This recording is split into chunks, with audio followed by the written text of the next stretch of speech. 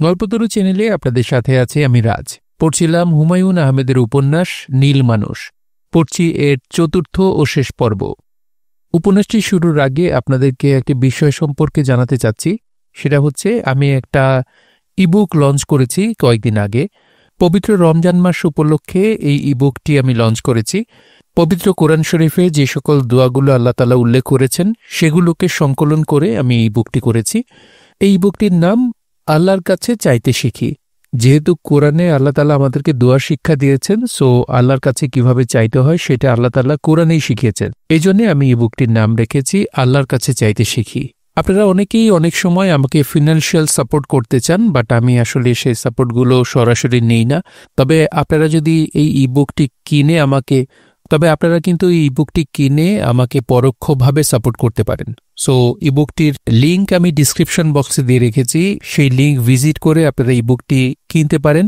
ইবুকটির দাম মাত্র 49 টাকা। সো তেমন কোনো দাম কিন্তু রাখা হচ্ছে না, তবে ইবুকটিতে আপনারা পাবেন আপনাদের চাওয়ার চেয়ে অনেক বেশি। সো যারা আমাকে সাপোর্ট করতে চান, যারা আমার পাশে থাকতে চান, তারা অবশ্যই লিঙ্কটি ভিজিট করে একটি ইবুক কিনবেন, এই আশা করছি। অনেক বকবক করে ফেললাম, চলে যাচ্ছে উপন্যাসে। পড়ছি নীল মানুষ উপন্যাসের চতুর্থ ও শেষ পর্ব। সঞ্জুর গায়ে জ্বর। কলকাতা থেকে সে ফিরেছে জ্বর নিয়ে। আজ সারাদিনই সে দরজা বন্ধ করে বিছানায় পড়েছিল। এখন তার গায়ে ঘাম দিচ্ছে, জ্বর ছেড়ে যাবার লক্ষণ। গত দুদিন সে কোনো সিগারেট খেতে পারেনি। তামাকের গন্ধেই শরীর উল্টে যেত। সিগারেট ধরানো দূরের কথা, সিগারেটের কথা ভাবলেই মাথা ঘুরত। এখন সেরকম হচ্ছে না। সঞ্জুর মনে হল সে একটা সিগারেট ধরাতে পারে। তার জ্বরটা সেরেছে কিনা সে পরীক্ষাও হয়ে যাবে। সিগারেট অর্ধেকের মতো টানতে পারলেও বুঝতে হবে জ্বর কমে যাচ্ছে। ঘরে কোনো সিগারেট নেই। টেবিলের ড্রয়ারে একটা রিজার্ভ প্যাকেট সবসময় থাকে, সেই প্যাকেটটাও নেই। কলকাতায় যাবার সময় কি সে এই প্যাকেট নিয়ে গিয়েছিল? মনে পড়ছে না। সে সিগারেট কেনার জন্য ঘর থেকে বের হল। লুঙ্গি পরে সে কখনো ঘর থেকে বের হয় না। আজ আর লুঙ্গি বদলে প্যান্ট পরতে ইচ্ছে করছে না। বাসার সামনেই দোকান, লুঙ্গি পরে যাওয়া যায়। সঞ্জু 2 প্যাকেট সিগারেট কিনল। সিগারেটের প্যাকেট খুলে একটা সিগারেট হাতে নিল। আর ঠিক তখনই অমায়িক চেহারার পাঞ্জাবি পরা লম্বা রোগা এক ভদ্রলোক এগিয়ে এসে বলল, আপনি সঞ্জু না? সঞ্জু বলল, জি। ফরহাদউদ্দিন সাহেবের বড় ছেলে? সঞ্জু বলল, জি। ভালো আছেন? সঞ্জু বলল, আপনাকে চিনতে পারছি না। আমার নাম মকবুল হোসেন। আমাকে চেনার কথা না, আমি একজন পুলিশ অফিসার। আপনাকে কষ্ট করে একটু আমার সঙ্গে আসতে হবে। কোথায়? ডিবি অফিসে। 2-1টা রুটিন প্রশ্ন করব, 5-10 মিনিটের ব্যাপার। এখানে করুন। একটু কষ্ট করতে হবে যে ভাইয়া। আমার সঙ্গে গাড়ি আছে, গাড়িতে উঠুন। মকবুল হোসেন হাত বাড়িয়ে রাস্তার মোড়ে দাঁড়ানো পুলিশের জিপ দেখাল। সঞ্জু শান্ত গলায় বলল, এখনই আমি গাড়িতে উঠতে পারব না। আমি কোথায় যাচ্ছি সেটা বাড়িতে জানিয়ে যেতে হবে। আমার পরনে লুঙ্গি বদলে প্যান্ট পরতে হবে। মকবুল হোসেন হাসি হাসি মুখে বলল, লুঙ্গি তো খুব ভালো পোশাক। ইন্দোনেশিয়ার প্রেসিডেন্ট সুকর্ণ সারা জীবন লুঙ্গি পরেছেন, লুঙ্গি পরে দেশে বিদেশে ঘুরেছেন। সঞ্জু কড়া গলায় বলল, আপনি সময় নষ্ট করছেন, আমি এভাবে যাব না। সঞ্জুর কঠিন কথায় মকবুল হোসেনের মুখের হাসি নষ্ট হল না, বরং তার মুখ আরও অমায়িক হয়ে গেল। সে গিয়ে এসে সঞ্জুর কাঁধে হাত রেখে বলল, ভাইয়া গাড়িতে উঠতে হবে এই মুহূর্তে। আমি হ্যাঙ্কি প্যাঙ্কি পছন্দ করি না। মোটামুটি অন্ধকার খুপড়ির মতো একটা ঘর। দিনের বেলাতেও সেই ঘরে বাতি জ্বলছে, তাতে অন্ধকার দূর হচ্ছে না, কারণ একমাত্র জানলাটাও বন্ধ। ঘরের আসবাব বলতে বড় একটা কাঠের টেবিল, টেবিলের দুপাশে 2টা হাতাওয়ালা কাঠের চেয়ার, ঘরের 2টা দেয়াল ভর্তি র্যাকে ফাইলপত্র। সব ফাইলের ওপর ধুলা জমে আছে। বোঝাই যাচ্ছে দীর্ঘদিন কেউ এইসব ফাইলে হাত দেয় না। মেঝেতে একজোড়া ছেঁড়া গামবুট। এই ঘরেই কোথাও ইঁদুর টিদুর মরে পচে আছে, বিকট দুর্গন্ধ আসছে। সঞ্জু পাঞ্জাবি দিয়ে নাক ধরে আছে। তার ঠিক সামনেই বসে আছে মকবুল হোসেন। সে নির্বিকার। মনে হচ্ছে পচা ইঁদুরের গন্ধে তার কিছু যাচ্ছে আসছে না। মকবুল হোসেনের সামনে 1 কাপ চা। সে বেশ আয়েশ করেই চায়ে চুমুক দিচ্ছে। সঞ্জু বলল, কি জিজ্ঞেস করতে চান তাড়াতাড়ি জিজ্ঞেস করুন, আমি এই ঘরে থাকতে পারছি না। মকবুল হোসেন চায়ের কাপে চুমুক দিয়ে সঞ্জুর দিকে একটু ঝুঁকে এসে বলল, হাসনাতকে বাসা থেকে টেলিফোন করে কে এনেছে, তুমি না, নাকি তোমার অন্য 2 বন্ধুর একজন? সঞ্জু বলল, হাসনাত নামে আমি কাউকে চিনি না। মকবুল হোসেন বলল, ভাইয়া আমাকে রাগাবেন না, রেগে গেলে আমি খারাপ লোক হয়ে যাই। ডক্টর জ্যাকেল মিস্টার হাইডের গল্প জানেন না? খারাপ লোক হন আর যাই হন, আমি হাসনাতকে চিনি না। চিনেন না? না। মকবুল হোসেন চায়ের তৃপ্তির একটা চুমুক দিয়ে উঠে দাঁড়াতে দাঁড়াতে বলল, তোমার লুঙ্গির নিচে 2টা বিচি আছে না, ওই বিচি 2টা যখন টান দিয়ে ছিঁড়ে ফেলব তখন সব চিনবে। সঞ্জু হতভম্ব গলায় বলল, আপনি এসব কি বলছেন? নোংরা কথা বলছি। তুমি মানুষ খুন করতে পারবে আর আমি 2টা নোংরা কথা বলতে পারবো না, তা তো না। গা থেকে পাঞ্জাবিটা খোলো আর লুঙ্গি খোলো। লুঙ্গির নিচে আন্ডারওয়্যার আছে? থাকলে সেটাও খোলো, নাঙ্গো বাবা হয়ে যাও। সঞ্জুর বুক ধক করে উঠল। মকবুল হোসেনের গলার স্বর পাল্টে গেছে, কথা বলার ভঙ্গি পাল্টে গেছে, তবে মুখের অমায়িক ভাবটা এখনও আছে। সঞ্জুর এখন মনে হচ্ছে এই লোক করতে পারে না এমন কাজ নেই। মকবুল হোসেন সিগারেট ধরালো, আরাম করে ধোঁয়া ছেড়ে ডাকল, ফতে মিয়া, অয় ফতে। হাফ প্যান্ট পরা খালি গায়ের একজন বেটের লোক ঢুকল। অত্যন্ত বলশালী লোক, কিন্তু গলার স্বর মেলি। সে চিকুন গলায় বলল, স্যার রে, আর 1 কাপ চা দিমু? মকবুল হোসেন বলল, দে। লেম্বু চা না দুধ চা? দুধ চা। তো লেম্বু চা মুখে দেওয়া যায় না।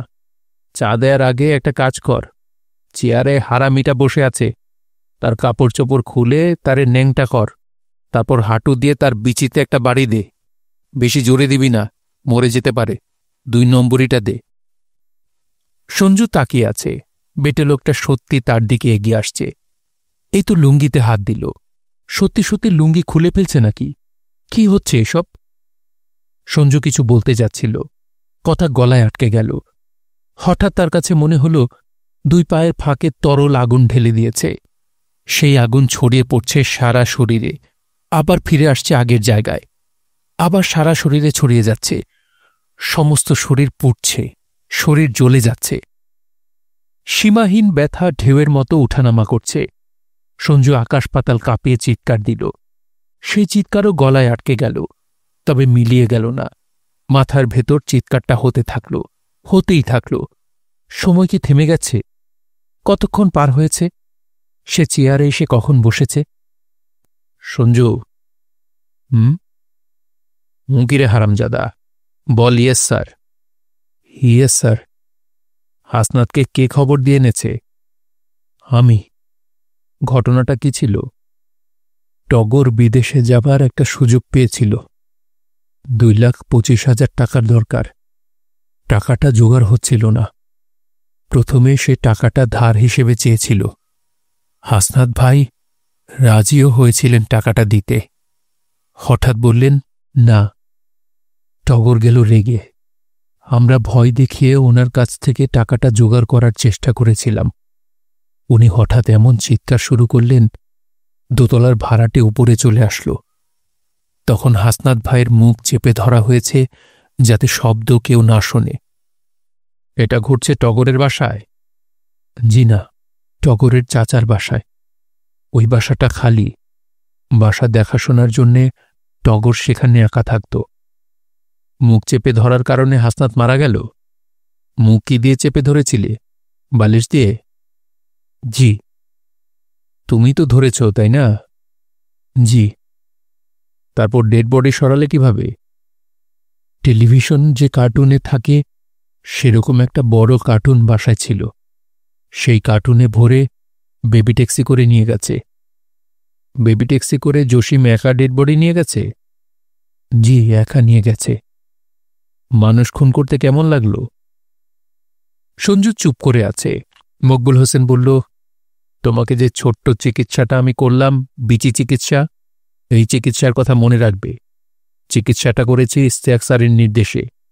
তুমি তেরিবেরি করছিলে তো, এই তেরিবেরি বন্ধ করার জন্য। স্যার খবর দিলেও যাও না।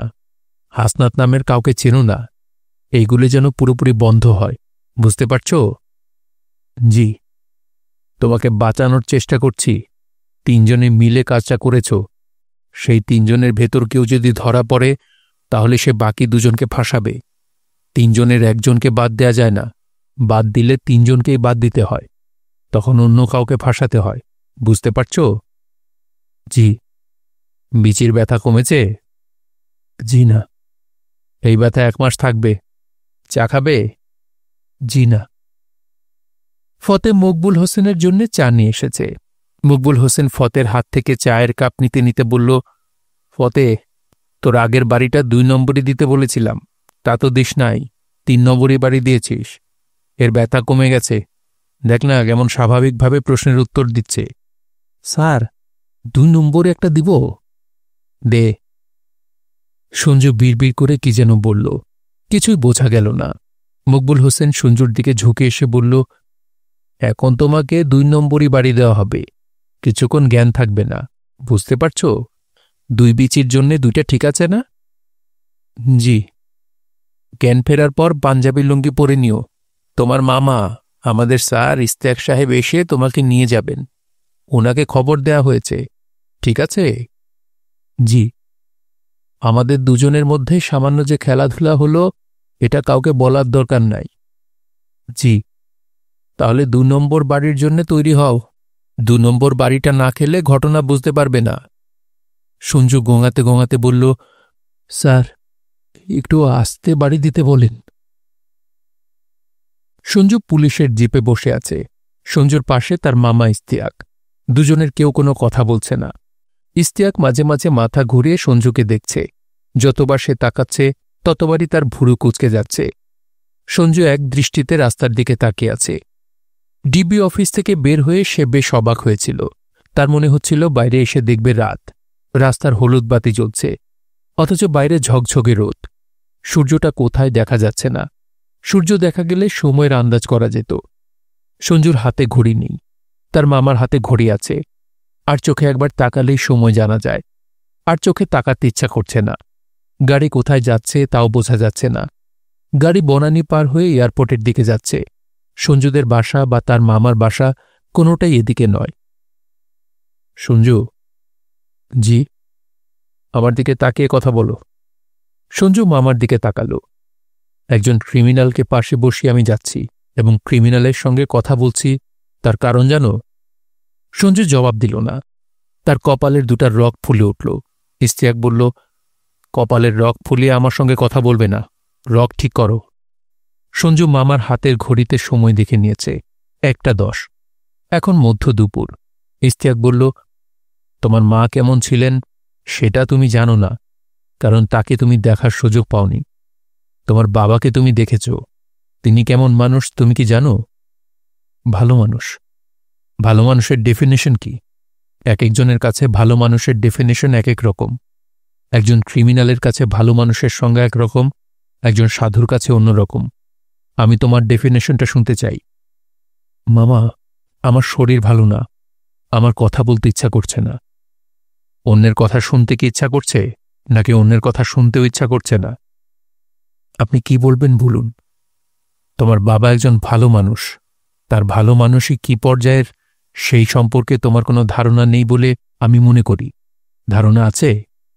না। তোমার মার মৃত্যুর পর তোমার বাবা আবার বিবাহ করেন। তখন আমাদের খুবই দুর্দিন। আমরা 2 ভাই ইউনিভার্সিটিতে পড়ি। টাকা পয়সার ভয়ঙ্কর টানাটানি। তোমার বাবা আমাদের 2 ভাইয়ের ইউনিভার্সিটির পড়ার খরচ শেষ পর্যন্ত দিয়ে গেছেন। এটা জানতে? না। আমাদের ভাই বোনদের মধ্যে সবচেয়ে ছোট জনের নাম আলতাফ। তোমার বাবা তাকে অত্যন্ত স্নেহ করতেন। ও আম খেতে খুব পছন্দ করত।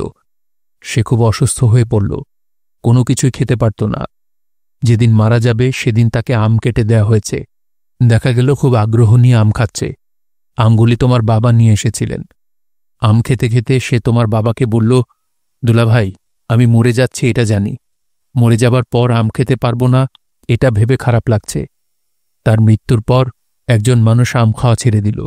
সে হলো তোমার বাবা। আমরা কেউ কিন্তু আম খাওয়া ছাড়লাম না। তোমার বাবা যে আম খান না এটা কি তুমি জানো? জানি। কেন খান না জানো? এখন জানলাম। আরও শুনবে? না, আমি খুবই একটা অন্যায় করেছি।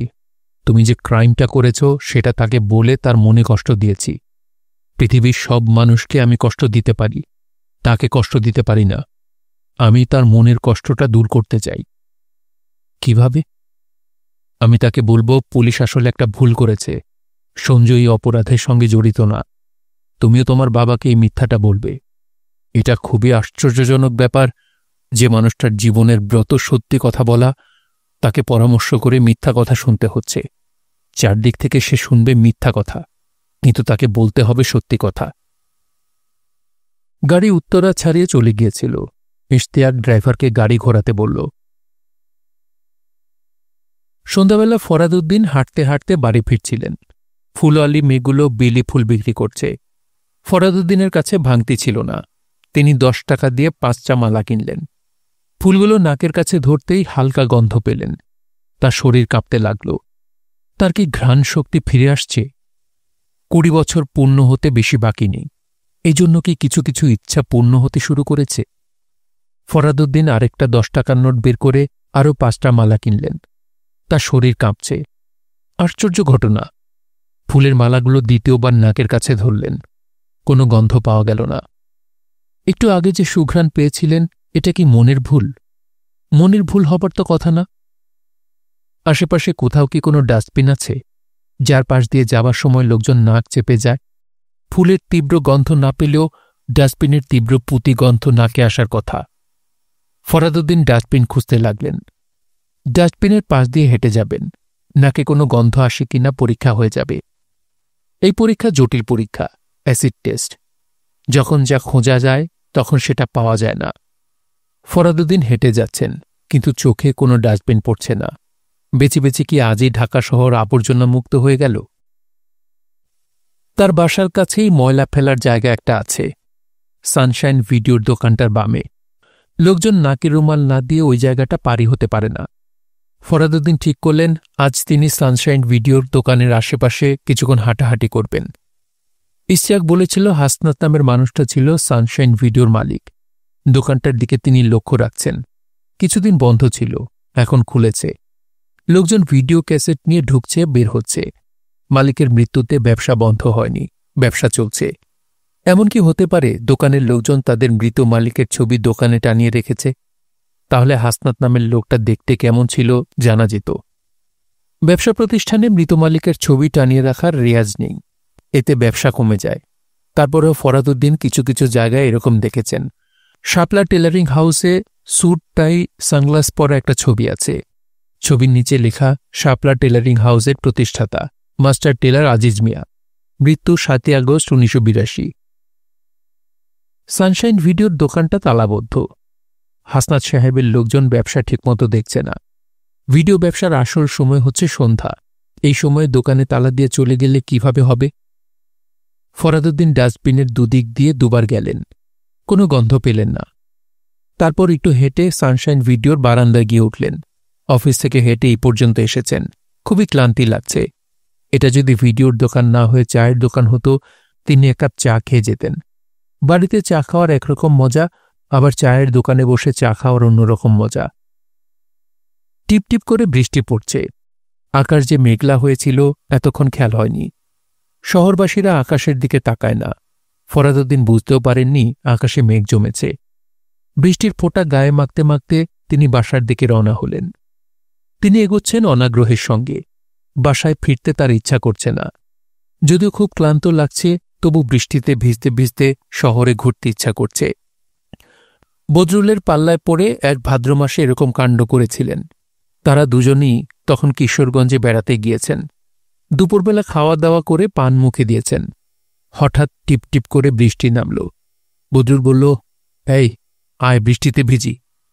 ফরাদউদ্দিন খুবই বিরক্ত হয়ে বললেন, এখন বৃষ্টিতে ভিজব কেন? বদরুল বলল, বৃষ্টিতে ভেজার কোনো সময় আছে নাকি? বৃষ্টিতে যখন তখন ভেজা যায়। ভাদ্র মাসের বৃষ্টি বেশিক্ষণ থাকবে না, আয় তো নামি। বদরুলের হাত থেকে উদ্ধার পাওয়া অতি কঠিন কর্ম। তাকে বৃষ্টিতে নামতেই হল।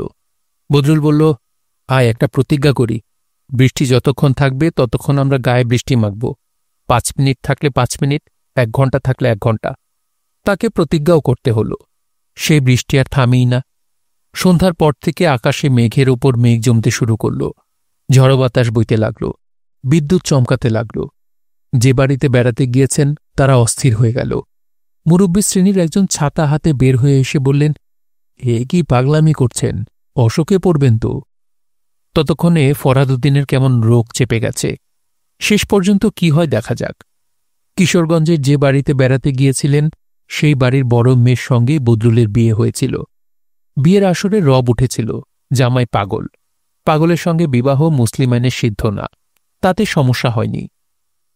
ফরহাদউদ্দিন ঠিক করে রেখেছেন যদি সত্যি সত্যি কোনো একদিন বদরুল ফিরে আসে তাহলে পুরনো দিনের মতো বৃষ্টিতে ভেজার ব্যবস্থা করা হবে। এখন তার যৌবনকাল নেই, জর্জারি হবে, হলে হবে। অনেকক্ষণ কলিং বেল টেপার পর রাহেলা এসে দরজা খুলে দিলেন। ফরহাদউদ্দিন বললেন, বাসায় কেউ নেই? রাহেলা খুশি খুশি গলায় বললেন, ওই ছেলে এসে সব মেয়েদের নাটক দেখাতে নিয়ে গেছে। আমাকেও নিয়ে যেতে চাচ্ছিল। আমাকে এসে বলল, আম্মা আপনিও চলেন, আমি লজ্জায় বাঁচি না। লজ্জার কি আছে? বিয়ে হয়নি, এখনই মা ডাকছে, লজ্জা লাগবে না? এমনভাবে ধরেছিল একবার ভাবলাম চলেই যাই, কোনোদিন মঞ্চনাটক দেখিনি। গেলেই পারতে। তুমি অফিস থেকে এসে দেখবে বাসায় কেউ নেই। আচ্ছা, তোমার গা থেকে মিষ্টি গন্ধ আসছে কিসের? বেলি ফুলের। ফরহাদউদ্দিন পকেট থেকে বেলি ফুল বের করলেন। রাহেলার মুখটা সঙ্গে সঙ্গে আহ্লাদী ধরনের হয়ে গেল, গলার স্বরও ভারী হয়ে গেল। তিনি আদরে গলায় বললেন, সেই কবে তোমাকে বেলি ফুল আনতে বলেছিলাম, এতদিন পরে মনে পড়ল। তবে আজকে এনে ভালোই করেছ। মেয়েরা কেউ বাসায় নেই। খোপায় বেলি ফুলের মালা দিয়ে রাখলে ওরা হাসাহাসি করতে পারবে না। কাঁচা দুধে বেলি ফুল চুবিয়ে রাখলে ফুলের গন্ধ দুধে চলে যায়, এটা জানো? না, ওই দুধ দিয়ে পায়েস রাঁধলে পায়েসে বেলি ফুলের গন্ধ হয়। তোমাকে একদিন বেলি পায়েস খাওয়াবো। আচ্ছা। আমি ভেবেছিলাম তোমাকে যে বেলি ফুল আনতে বলেছিলাম তুমি ভুলেই গেছ। আমার কোনো কিছু তো তোমার মনে থাকে না। আমি তো আর তোমার প্রথম স্ত্রীর মতো রূপবতীও না, গায়ের রং কালো। ফরহাদউদ্দিন লক্ষ্য করলেন রাহেলার চোখে পানি এসে গেছে। তিনি খুবই অবাক হলেন। সামান্য কয়েকটা বেলি ফুল পেয়ে কেউ এত খুশি হতে পারে? তিনি যে রাহেলার কথা মনে করে বেলি ফুল কিনেছেন তাও না। ফরহাদউদ্দিনের লজ্জা লাগছে। এই সত্যি কথাটা তো গোপন রাখা ঠিক হচ্ছে না। রাহেলার তার সম্পর্কে ভুল ধারণা হচ্ছে। ফরহাদউদ্দিন বিব্রত গলায় বললেন, রাহেলা, কিছু মনে করো না। বেলি ফুলগুলি তোমার কথা মনে করে কিনিনি। তুমি আমার সম্বন্ধে ভুল ধারণা করছ, ভাবছ আমি সব মনে রাখি। এটা ঠিক না। রাহেলা বেশ কিছুক্ষণ এক দৃষ্টিতে স্বামীর দিকে তাকিয়ে বললেন, তুমি একটু সঞ্জুর ঘরে যাও তো। ওর মনে হয় শরীর খারাপ। সকালবেলা লুঙ্গি পরে বাসা থেকে বের হয়েছে, সারাদিন ফিরেনি। তুমি আসার ঘণ্টা 2 আগে ফিরেছে, বাতি জ্বালায়নি, চা নাশতা কিছুই খায়নি। যেরকম দিয়েছিলাম সেরকম পড়ে আছে। ফরহাদউদ্দিন দ্রুত ছেলের ঘরের দিকে গেলেন। সঞ্জু সরল রেখার মতো খাটে শুয়ে আছে, তার গায়ে চাদর। সঞ্জু থমথমে গলায় বলল, বাবা, বাতি জ্বালিও না। ফরহাদউদ্দিন উদ্বিগ্ন গলায় বললেন, তোর কি হয়েছে, জ্বর নাকি? জানি না, কপালে হাত দিও না। কপালে হাত না দিলে বুঝব কি করে জ্বর কিনা? বোঝার দরকার নেই। জ্বর বেশি হলে ডাক্তারকে খবর দেয়া দরকার, মাথায় পানি ঢালা দরকার। তুমি ব্যস্ত হয়েও না বাবা, ব্যস্ত হবার মতো কিছু হয়নি। সঞ্জুর ঘরে বাতি নেই, কিন্তু বারান্দার আলো এসে ঘরে পড়েছে। সে আলোতে দেখা যাচ্ছে সঞ্জুর মুখ রক্তশূন্য, ঠোঁট ফ্যাকাশে, চোখের নিচে মনে হয় কালি পড়েছে। ফরহাদউদ্দিন বললেন, একজন ডাক্তার ডেকে নিয়ে আসি। না। এরকম করছিস কেন রে বেটা? আমি তো তোর খুব কাছের একজন মানুষ, দূরের তো কেউ না। সঞ্জু চাপা গলায় বলল, বাবা, আমার খুব মাথা ধরেছে, আমাকে একা একা চুপচাপ শুয়ে থাকতে দাও, মাথার যন্ত্রণাটা কমুক। মাথায় হাত বুলিয়ে দিই, মাথা ধরা আরাম হবে। না বাবা, তুমি আমার সামনে বসে থেকো না তো। ফরহাদউদ্দিন উঠলেন না, বসে রইলেন। তার কাছে খুব বিস্ময়কর মনে হচ্ছে যে তার ছেলে এত বড় হয়েছে, লম্বা করে শুয়েছে, খাটের একেবারে এ মাথা ও মাথা। অথচ সেদিনই তো ছোট্ট ছিল। রাহেলাকে যখন বিয়ে করেন তখন সঞ্জুর বয়স 6 বছর। তিনি আর রাহেলা থাকেন এক ঘরে, সঞ্জু থাকে পাশের ঘরে। মাঝখানের দরজাটা খোলা থাকে, যেন ছেলে রাতে ঘুম ভেঙে ভয় না পায়।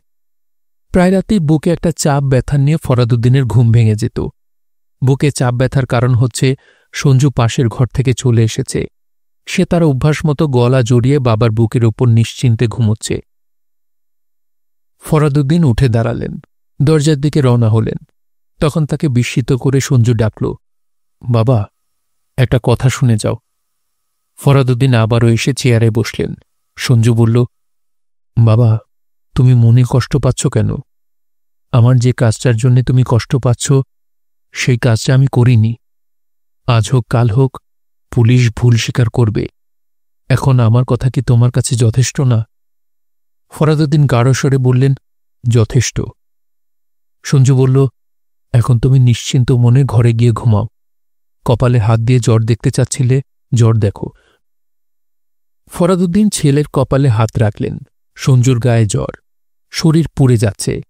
এত জ্বর নিয়ে ছেলেটা শান্ত ভঙ্গিতে শুয়ে আছে। মায়ায় ফরাদুদ্দিনের মনটা ভরে গেল।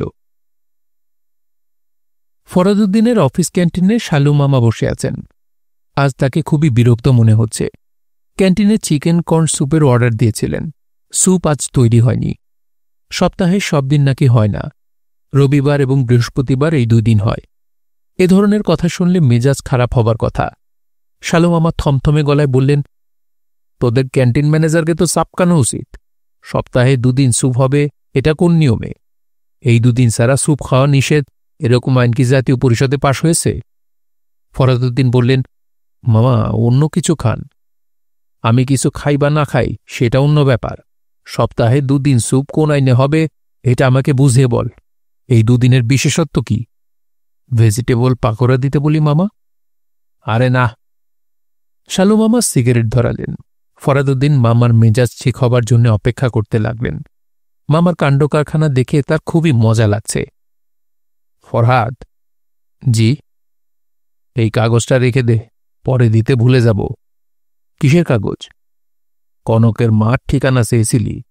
ঠিকানা আছে, সিডনিতে থাকে, ব্ল্যাকটাউন সিডনি। ফরাদুদ্দিন হতভম্ব গলায় বললেন, সত্যি জোগাড় করে ফেলেছ? ভাগ্নের বিস্মিত মুখের দিকে তাকিয়ে শালু মামার বিরক্ত ভাবটা অনেকখানি কাটল। তিনি হাসি মুখে বললেন, তোকে কি বলেছিলাম? ঠিকানা জোগাড় করা আমার কাছে 7 ধারার মামলা, কোর্টে নেবার আগেই খালাস। ঠিকানা যে তুমি সত্যি জোগাড় করে ফেলবে আমি ভাবিনি। মামা, তুমি চিকেন কাটলেট একটা খেয়ে দেখো, এরা চিকেন কাটলেট ভালো বানায়। দিতে বল। আর ভেজিটেবল পাকোড়া না কি যেন বললি, ওইটাও 1 প্লেট অর্ডার দে। শালু মামা হাতের সিগারেট ফেলে ফরাদুদ্দিনের দিকে ঝুঁকে এলেন। গলা নামিয়ে বললেন, সঞ্জুর ব্যাপারটাও এখন আমি 7 ধারার মামলা বানিয়ে ফেলেছি। পুলিশ ফাইনাল রিপোর্টে সঞ্জুর নাম দিলেও কিছু করতে পারবে না। মন দিয়ে শোন কি করেছি। ঘটনাটা ঘটেছে 8 জুলাই। কোন ঘটনা? সঞ্জু টেলিফোনে সানশাইন ভিডিওর মালিক হাসনাতকে ওই দিন বাড়ি থেকে বের করে নিল। ফরহাদউদ্দিন হাসি মুখে বললেন, সঞ্জু ওই ঘটনার সঙ্গে নেই। এটা সঞ্জু বলেছে। ইশতিয়াকের সঙ্গে কথা হয়েছে, সেও বলেছে পুলিশ ভুল করেছে। শালু মামা অবাক হয়ে বললেন, ইশতিয়াক এই কথা বলেছে? হ্যাঁ বলেছে, তবে এটাও বলেছে যে পুলিশ ভুল করলেও আমাদের কাজকর্ম চালিয়ে যেতে হবে, কারণ পুলিশ সহজে ভুল স্বীকার করবে না। তোমার পরিকল্পনা মতো কাজ করতে বলেছে। তোমার পরিকল্পনাটা কি?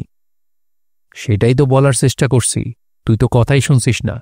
মুখ ভর্তি হাসি, হাসির এখনো কিছু হয়নি। তুমি বলো, আমি শুনছি। যেদিন হাসনাতকে বের করে নিয়ে যাওয়া হয় ওই দিন, অর্থাৎ 8 জুলাই ছিল সঞ্জুর বিয়ের দিন। ওই দিন তার বিয়ে হয় মিরপুরের উৎসব কমিউনিটি সেন্টারে। মামা, 8 জুলাই তো পার হয়ে গেছে, ওই দিন তো সঞ্জুর বিয়ে হয়নি। ও চাঁদপুরে না কোথায় যেন তার বন্ধুর বাড়িতে বেড়াতে গিয়েছিল। আমি তো কিছু বুঝতে পারছি না। কথার মাঝখানে এত কথা বললে বুঝবি কি করে? শুনে যা, পরে ব্যাখ্যা করব। 8 জুলাই ছিল সঞ্জুর বিয়ে। ওই রাতেই তুন্না নিশিদিনী এক্সপ্রেসে করে স্বামী স্ত্রী দুজন চলে যায় চিটাগাং, সেখান থেকে যায় কক্সবাজার। তারা দুরাত ছিল কক্সবাজারে। সমস্ত ডকুমেন্টস থাকবে আমাদের হাতে। আমরা বলবো যে ছেলের বিয়ে হয় 8 তারিখে, যে 11 তারিখ পর্যন্ত ঢাকার বাইরে, সে কি ঢাকায় কোনো লোককে খুন করতে পারে? তুই বল, পারে? না, এই তো পথে আসছিস। তুলনা নিষেধিনী ট্রেনের ফার্স্ট ক্লাস এসি কামরার 2টা ব্যাকডেটের টিকিট জোগাড় হয়েছে। সঞ্জুর নামে টিকিট ইস্যু হয়েছে। ও, চিটাগাংয়ে যে হোটেলে ছিল সেই হোটেলে ব্যাকডেটে বুকিং স্লিপ হয়েছে। কক্সবাজারে হয়েছে। মিরপুরের উৎসব কমিউনিটি সেন্টারের ব্যাকডেটে বুকিং স্লিপ আছে। ও, বাকি আছে শুধু ম্যারেজ রেজিস্টারের কাবিননামা।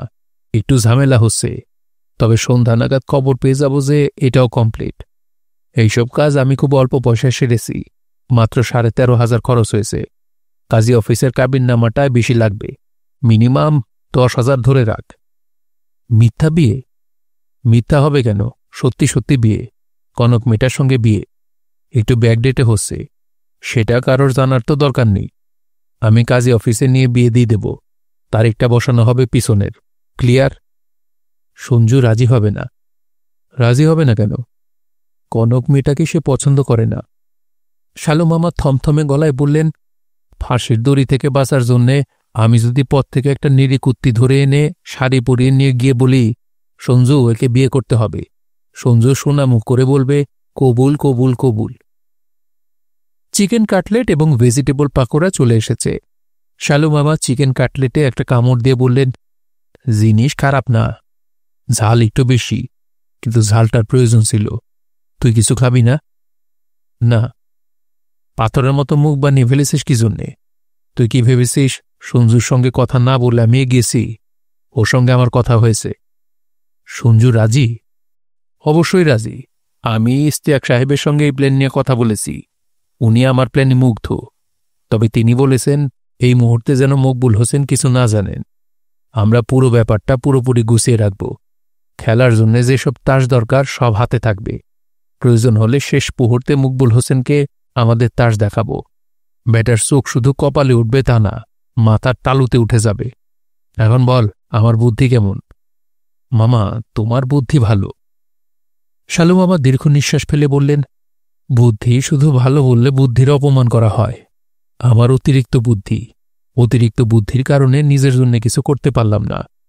তুই এক কাজ কর, অফিস থেকে ছুটি নিয়ে নে, আজ আমার সঙ্গে থাকবি।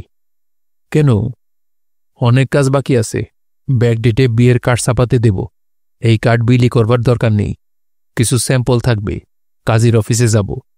আমার যে বন্ধু কাজী অফিসের ব্যাপারটা দেখছে, তার বাসায় রাতে আমার দাওয়াত।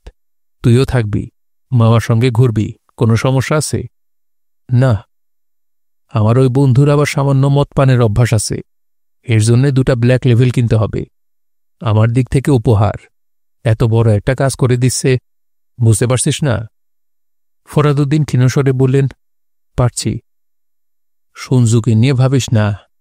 বেলাইনে চলে যাওয়া ছেলেপুলেকে লাইনে তুলতে হয় বিয়ে দিয়ে। 1-1.5 বছর স্ত্রীর সঙ্গে লটরপটর করতে করতেই পার হয়ে যায়। তারপর সংসারে ছেলে মেয়ে চলে আসে। তখন আর যাবে কোথায়? ঠিক বলেছি কিনা বল? টাকার ব্যবস্থা করেছিস? কি টাকা? 2 লাখ টাকা লাগবে বলেছিলাম না? মকবুলকে আজকালের মধ্যে দিয়ে দিতে হবে। আমি যে প্যাচ খেলেছি তাতে অল্পের উপর দিয়ে যাবে। মকবুলের ডিমান্ড ছিল 5। ও, সিমসা মেরে থাকবি না তো? Be happy. কনক মেয়েটাকেও তো বিয়েতে রাজি করাতে হবে। তুই করাবি না আমি করব?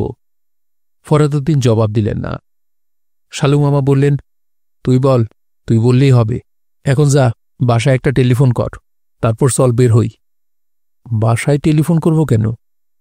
ফিরতে দেরি হবে এটা জানিয়ে দে, নয়তো দুশ্চিন্তা করবে। ফিরতে দেরি হবে কেন? আরে এতক্ষণ কি বললাম, নানান কাজকর্ম আছে। রাতে বন্ধুর বাসায় যাব, সেখানে রাত হবে। যা, চট করে টেলিফোনটা করে আয়। আমি আরেক কাপ চা খাই। আজকের চাটা ওই দিনের মতো হয় নাই। ফরাদুদ্দিন টেলিফোন করার জন্য নিজের ঘরে ঢুকলেন। টেলিফোন ধরল কনক। মেয়েটার গলার স্বর টেলিফোনে এত মিষ্টি শোনাচ্ছে। কেমন আছো গো মা? চাচাজি, আমি ভালো আছি। কলেজে যাওনি? কলেজ তো এখন বন্ধ, সামারের ছুটি। আপনাকে আগে বলেছি।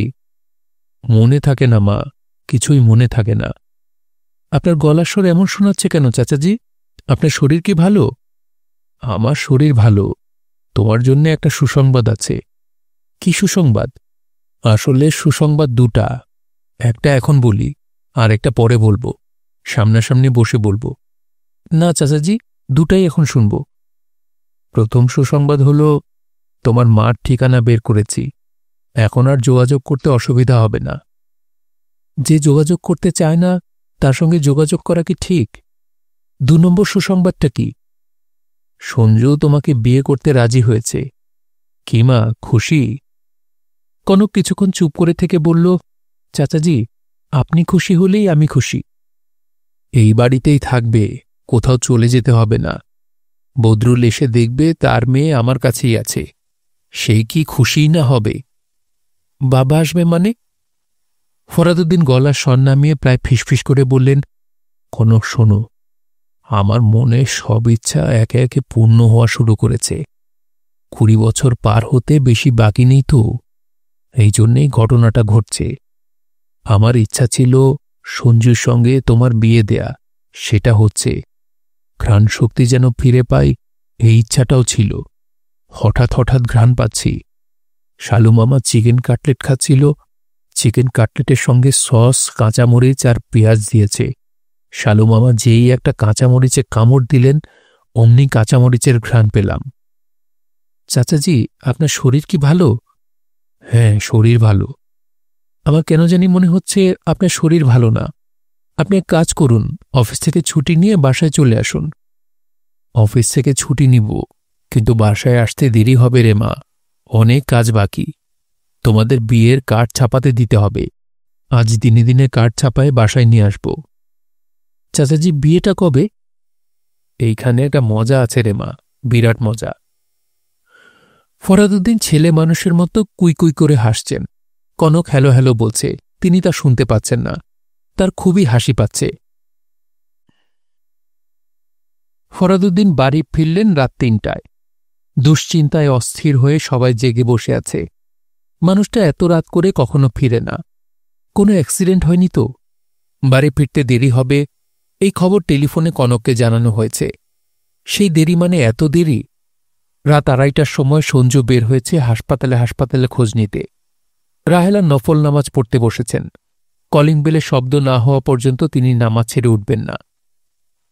কলিং বেল বাজতেই তিনি নামাজ ছেড়ে ছুটে গিয়ে দরজা খুললেন। ফরাদুদ্দিন দরজা ধরে দাঁড়িয়ে আছেন। তার মুখ দিয়ে ভক ভক করে দুর্গন্ধ আসছে। তিনি সহজভাবে দাঁড়াতেও পারছেন না। রাহেলা আতঙ্কিত গলায় বললেন, কি হয়েছে? ফরাদুদ্দিন হাসি মুখে বললেন, তেমন কিছু না, মদ খেয়েছি, একটা বিয়ার খেয়েছি আর 2 গ্লাস হুইস্কি। রাহেলা স্বামীর হাত ধরলেন। মেয়েরা চোখ বড় বড় করে বাপকে দেখছে। এমন অদ্ভুত দৃশ্য তারা আগে কখনো দেখেনি। ফরাদুদ্দিন মেয়েদের দিকে তাকিয়ে বললেন, সঞ্জুর বিয়ের কার্ড ছাপাতে দিয়ে এসেছি, চারিদিকে রূপালী বর্ডার, কাল সকালে ডেলিভারি দিবে। রাহেলা বললেন, কথা বলতে হবে না, এসো বিছানায় শুয়ে পড়ো, কথা যা বলা সকালে বলবে। ফরাদুদ্দিন সাহেবের রাতে খুব গাঢ় ঘুম হল। শেষ রাতে স্বপ্ন দেখলেন বদরুলকে। বদরুলের মুখ ভর্তি হাসি। বদরুল বলল, আমার মেয়েটার বিয়ে ঠিক করলি, আমার কি যে আনন্দ হচ্ছে। ফরাদুদ্দিন বললেন, তোর ছেলে পছন্দ হয়েছে তো? বদরুল বলল, সঞ্জুর মতো ছেলে পছন্দ হবে না মানে? এরকম ছেলে কি পথে ঘাটে পাওয়া যায়? তুই খুশি তো? অবশ্যই খুশি। খুব আয়োজন করে বিয়েটা দিতে পারছি না, ব্যাকডেটে বিয়ে হচ্ছে, তুই কিছু মনে করিস না। যেভাবে সুবিধা তুই সেভাবে দে। বিয়ের কার্ড আগামীকাল দিবে। কার্ড বেশি ছাপানো হয়নি, অল্প ছাপানো হয়েছে। তুই তো নিখোঁজ হয়ে আছিস, তোকে কার্ড কিভাবে পৌঁছাবো? আমাকে নিয়ে তুই একদম ভাবিস না, তুই আরাম করে ঘুমো, আমি তোর মাথার চুল টেনে দিচ্ছি। স্বপ্নে বদরুল তার চুল টেনে দিতে থাকল। তিনি আবারও স্বপ্নহীন গভীর ঘুমে তলিয়ে গেলেন। সঞ্জুর বিয়ের কার্ড ফরাদুদ্দিনের খুবই পছন্দ হয়েছে। রূপালী বর্ডার দেওয়া কার্ড, লেখাগুলি সবুজ, চিঠির ভাষাটাও সুন্দর। শালু মামা সুন্দর করে সব সাজিয়েছেন। পরম করুণাময়ের নামে শুরু। সুধী, আসসালামু আলাইকুম। অত্যন্ত আনন্দের সঙ্গে জানাচ্ছি আমার একমাত্র পুত্র আশরাফুদ্দিন সঞ্জুর শুভ বিবাহের তারিখ। কার্ডের উল্টোপিঠে পরের পরিচয়, কনের পরিচয়, বরযাত্রার সময় এবং সবশেষে লেখা, উপহার আনিবেন না, আপনার দোয়াই কাম্য। সবকিছুই ঠিক আছে, শুধু বিয়ের তারিখটা যেন কেমন। এই একটা জায়গায় খটকা। আর কোথাও কোনো খটকা নেই। তারিখের খটকাটা না থাকলে ফরাদুদ্দিন তার অফিসের কলিগদের সবাইকে একটা করে কার্ড দিতেন। যে রিকশাওয়ালা তাকে বিস্কিট খাইয়েছিল তাকে যে করেই হোক খুঁজে বের করে তাকেও একটা কার্ড দিতেন। আর একটা কার্ড পাঠাতেন অস্ট্রেলিয়ায়। বদরুল পাশাকেও একটা কার্ড পাঠাতেন। কার্ডের ওপরে লিখতেন বদরুল পাশা, ঠিকানার জায়গায় লিখতেন ঠিকানা অজানা। তারপর সেই কার্ড পোস্ট অফিসের বাক্সে ফেলে দিয়ে আসতেন। কার্ড বদরুলের কাছে পৌঁছত না, তাতে কি, মনের একটা শান্তি। মনের শান্তি খুবই জরুরি জিনিস। শালুমামা বারবার বলে দিয়েছেন কার্ডগুলি লুকিয়ে রাখতে, যেন কারো চোখে না পড়ে। ফরাদুদ্দিন তাই করেছেন। সব কার্ড অফিসের ড্রয়ারে তালা বন্ধ আছে। একটা কার্ড শুধু আলাদা করে রেখেছেন, এই কার্ডটা পৌঁছাতে হবে। তিনি ঠিক করেছেন সঞ্জুকে সঙ্গে নিয়েই এই কার্ড পৌঁছাবেন। কিছু গুরুত্বপূর্ণ কার্ড বরকে সঙ্গে নিয়ে বিলি করতে হয়। ফরাদুদ্দিন ছেলেকে ডেকে পাঠিয়েছেন, উদ্দেশ্যটা বলেননি। ঘর থেকে বের হয়ে বলবেন। বাবা ডেকেছ? ফরাদুদ্দিন ছেলের দিকে তাকিয়ে মুগ্ধ হয়ে গেলেন। সঞ্জু হালকা হলুদ রঙের একটা শার্ট পরেছে। শার্টটায় তাকে এত মানিয়েছে। শার্টের হলুদ রঙের আভা পড়েছে চুলে। চুলগুলি মনে হচ্ছে সোনালি। ফরাদুদ্দিন গলা নামিয়ে বললেন, তোর বিয়ের কার্ড দেখেছিস? তারিখটা শুধু হয়ে গেল, আর সবই ভালো ছিল। হাতে নিয়ে দেখ। সঞ্জু বিরক্ত মুখে বলল, কার্ড দেখার জন্য ডেকেছ? দেখার দরকার নেই। নিজের বিয়ের কার্ড নিজে দেখবি না, এটা কেমন কথা? তোর শ্বশুরের নামের বানানে ভুল ছিল। বদরুল পাশার জায়গায় লিখেছে বদরুল পাশা। আমি কলম দিয়ে ঠিক করে দিয়েছি। সঞ্জু নিঃশ্বাস ফেলল। ফরাদুদ্দিন উঠে দাঁড়াতে দাঁড়াতে বললেন, চল যাই। সঞ্জু বলল, কোথায় যাব? জরুরি একটা কাজে যাব, খুবই জরুরি। যাব আর আসব, 10 মিনিটের বেশি লাগবে না। কোথায় যাবে বলো? এত কথা বলা বলির দরকার কি? বাবার সঙ্গে যাবি, সমস্যা তো কিছু নেই। দুপুরে আমার খুব জরুরি কাজ আছে বাবা। আরে বোকা, তোকে কি বললাম, 10 মিনিটের বেশি লাগবে না। ফরাদুদ্দিন ছেলেকে নিয়ে ঘর থেকে বের হলেন। প্রথম গলিটা পার হয়ে দ্বিতীয় গলির মোড়ে থমকে দাঁড়ালেন। সঞ্জু বলল, আমরা কোথায় যাচ্ছি? ফরাদুদ্দিন বললেন, হাসনাত সাহেবের বাসায়। কার বাসায়? হাসনাত সাহেবের বাসায়, সানশাইন ভিডিওর মালিকের বাসায়। কেন? উনি তো আর বেঁচে নেই। ওনার স্ত্রীর হাতে তোর বিয়ের একটা কার্ড দেব। হাসনাত সাহেব মারা না গেলে তো আর বিয়েটা হতো না। উনি মারা গেছেন বলেই তো সব জট পাকিয়ে এলোমেলো হয়ে গেছে। ফাঁকতালে তোর বিয়ে হয়ে যাচ্ছে, একটা কার্ড তাদের প্রাপ্য। সঞ্জু তীক্ষ্ণ চোখে বাবার দিকে তাকাল। ফরাদুদ্দিন বললেন, এটা একটা স্বাভাবিক ভদ্রতা, সৌজন্যবোধ। চল যাই। ফরাদুদ্দিন ছেলের হাত ধরলেন। সঞ্জু বলল, বাবা, তোমার মাথা যে এলোমেলো হয়ে গেছে এটা তুমি জানো? ফরাদুদ্দিন বিস্মিত গলায় বললেন, মাথা এলোমেলো হবে কেন? স্মৃতিশক্তির সামান্য সমস্যা হচ্ছে। এটা ছাড়া মাথার বরং উন্নতি হয়েছে। এখন মাঝে মাঝে ঘ্রাণ পাচ্ছি। তুই সেন্ট মেখেছিস, তোর গা থেকে সেন্টের গন্ধ পাচ্ছি। এখন তুই খুব ঘামছিস, এখন সেন্টের গন্ধ ছাপিয়ে ঘামের গন্ধ পাচ্ছি। তুই এত ঘামছিস কেন? ভয় পাচ্ছিস নাকি? ভয় পাবো কেন? তুই তো খুবই ভয় পাচ্ছিস। ভয়ে তোর গলার স্বর পর্যন্ত বদলে গেছে। সঞ্জু বলল, বাবা হাত ছাড়ো। ফরাদুদ্দিন বললেন, তোর হাত আমি ছাড়ব না। হাসনাত সাহেবের স্ত্রীর কাছে আমি তোকে নিয়ে যাব। তুই খুবই ভদ্রভাবে তার হাতে কার্ডটা দিবি। এটা ছাড়া তোর গতিও নেই। সঞ্জু বলল, গতি নেই মানে কি? গতি নেই তার কারণ এখন আমার ইচ্ছামতো সব হবে। কি বলছো হাবিজাবি? ফরাদুদ্দিন অত্যন্ত আগ্রহের সঙ্গে বললেন, তোকে বুঝিয়ে বলছি, মন দিয়ে শোন। সত্যি কথা বলার যে সাধনাটা শুরু করেছিলাম সেটা কাজে লেগে গেছে। যা ইচ্ছা করছি তাই দেখে এখন হচ্ছে। আজ সকালে ঘুম থেকে উঠে মনে হলো প্রচণ্ড গরম পড়েছে। নাস্তা হিসেবে পান্তা ভাত খেলে মন্দ হতো না। তারপর কি হয়েছে শোন। নাস্তার টেবিলে গিয়ে বসেছি। রাহেলা বলল, গত রাতে মেয়েরা কেউ ভাত খায়নি, ভাতে পানি দিয়ে রেখেছি। ইলিশ মাছ ভাজা দিয়ে পান্তা খাবে? মজা করে পান্তা খেলাম। সঞ্জু বলল, বাবা হাতটা একটু ছাড়ো, আমার রক্ত চলাচল বন্ধ হয়ে যাচ্ছে। ফরাদুদ্দিন মনে হল ছেলের কথা শুনতে পেলেন না। তিনি আগের কথার খেই ধরে নিজের মনে বলে যেতে লাগলেন, বুঝলি সঞ্জু, খুবই অবাক লাগছে। যেটা ইচ্ছা করছি তাই হচ্ছে। এই যে দেখ, আমি ইচ্ছা করলাম তোকে নিয়ে হাসনাত সাহেবের স্ত্রীর কাছে যাব, তাই কিন্তু যাচ্ছি। হাজার চেষ্টা করেও তুই এটা বন্ধ করতে পারবি না। সঞ্জু বলল, বাবা, তুমি হঠাৎ এটা কি শুরু করলে? চিনি না জানি না তাকে বিয়ের কার্ড দিতে যাব কেন? হাসনাত সাহেবের স্ত্রীকে না চিনলেও হাসনাত সাহেবকে তো চিনিস। আমি তোমাকে বলেছি হাসনাত নামের কাউকে আমি চিনি না। তুমি কি আমার কথা বিশ্বাস করছো না? আগে বিশ্বাস করেছিলাম, এখন করছি না। সত্য কথা বলার সাধনার আরেকটা উপকারিতা হল, কেউ তখন আমার সঙ্গে মিথ্যা বললে আমি ধরে ফেলতে পারি। তোর কোনো উপায় নেই সঞ্জু, তোকে আমার সঙ্গে যেতেই হবে। সঞ্জু বাবার চোখের দিকে তাকাল। ফরাদুদ্দিনের মুখ শান্ত, উত্তেজনাহীন, সহজ, স্বাভাবিক মুখ। তিনি প্রায় অস্পষ্ট শব্দে বিড়বিড় করেও কি যেন বললেন। ছেলের দিকে তাকিয়ে অভয়দানের মতো করে হাসলেন। সঞ্জু বলল, বাবা, একটা রিকশা ডাকো, আমাকে থানায় নিয়ে চলো। আমি সব স্বীকার করব। আমার হাতটা ছাড়ো বাবা, ব্যথা পাচ্ছি। ফরাদুদ্দিন ছেলের হাত ছেড়ে দিলেন। আকাশে ঝলমলে রোদ। রোদ গায়ে লাগছে না, কারণ প্রচুর বাতাস। বাতাসে সঞ্জুর চুল উঠছে। রোদ পড়ায় চুলগুলি এখন আরও সোনালি লাগছে। ফরাদুদ্দিন যতটা সম্ভব একপাশে সরে বসেছেন। গরমের সময় গা ঘেঁষাঘেঁষি করে বসলে সঞ্জুর ভালো লাগে না। সঞ্জু বলল, বাবা, ঠিকমতো বসো তো, এরকম হেলে বসে আছো কেন? ফরাদুদ্দিন বললেন, গায়ের সঙ্গে গা লাগলে তোর তো আবার গরম লাগে। সঞ্জু বলল, তুমি আরাম করে বসো, আমার গরম লাগছে না। ফরহাদুদ্দিন বললেন, এ জার্নি বাই রিকশা কেমন লাগছে রে বেটা? সঞ্জু জবাব দিল না, হাসল। ফরহাদুদ্দিনের খুব ইচ্ছা করছে ছেলের হাত ধরতে, সাহসে কুলোচ্ছে না।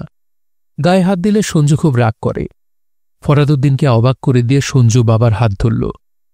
ফরহাদুদ্দিন বললেন, একটা ধাঁধা তোকে জিজ্ঞেস করছি, দেখি জবাব দিতে পারিস কিনা। আকাশে জন্মে কন্যা, পাতালে মরে, হাত দিয়া ধরতে গেলে ছটর ফটর করে। সঞ্জু বলল, উত্তর জানি না বাবা। তোর মা রোজ ধাঁধা জিজ্ঞেস করত, আমি কোনোটার উত্তর দিতে পারিনি। সে নিজেও উত্তর দিত না। উত্তর জিজ্ঞেস করলে হাসত, আমি করতাম রাগ। সঞ্জু বলল, বাবা, আমার ধারণা মা উত্তর জানত না, নিজে বানিয়ে বানিয়ে ধাঁধা বলত, যার কোনো উত্তর নেই। হতে পারে, আমি এইভাবে চিন্তা করিনি। সঞ্জু বলল, কাঁদছ কেন বাবা? কাঁদবে না। ফরহাদুদ্দিন চোখের পানি মুছে ফেলতে চাচ্ছেন, কিন্তু পারছেন না। তার ডান হাত সঞ্জু ধরে আছে। চোখের পানি মুছতে হলে বাঁ হাত দিয়ে মুছতে হয়। বাঁ হাত দিয়ে চোখের পানি মোছা খুবই অমঙ্গলজনক। ছেলের সঙ্গে রিকশা করে যাচ্ছেন, এমন মঙ্গলময় মুহূর্তে অমঙ্গল হয়, এমন কাজ করা সম্ভব না। সঞ্জু বলল, বাবা, তোমার সত্য সাধনা কবে যেন শেষ হবে? ফরহাদুদ্দিন আগ্রহের সঙ্গে বললেন, বেশি বাকি নেই, ডিসেম্বরের ৩ তারিখ। খুবই কাকতালীয়ভাবে সঞ্জুর ফাঁসি হয় ডিসেম্বরের ৩ তারিখ। ফরহাদুদ্দিন অপেক্ষা করতে থাকেন ঢাকা সেন্ট্রাল জেলের সামনে। ছেলের ডেডবডি তাকে দিয়ে দেওয়া হবে ভোর ৬টায়।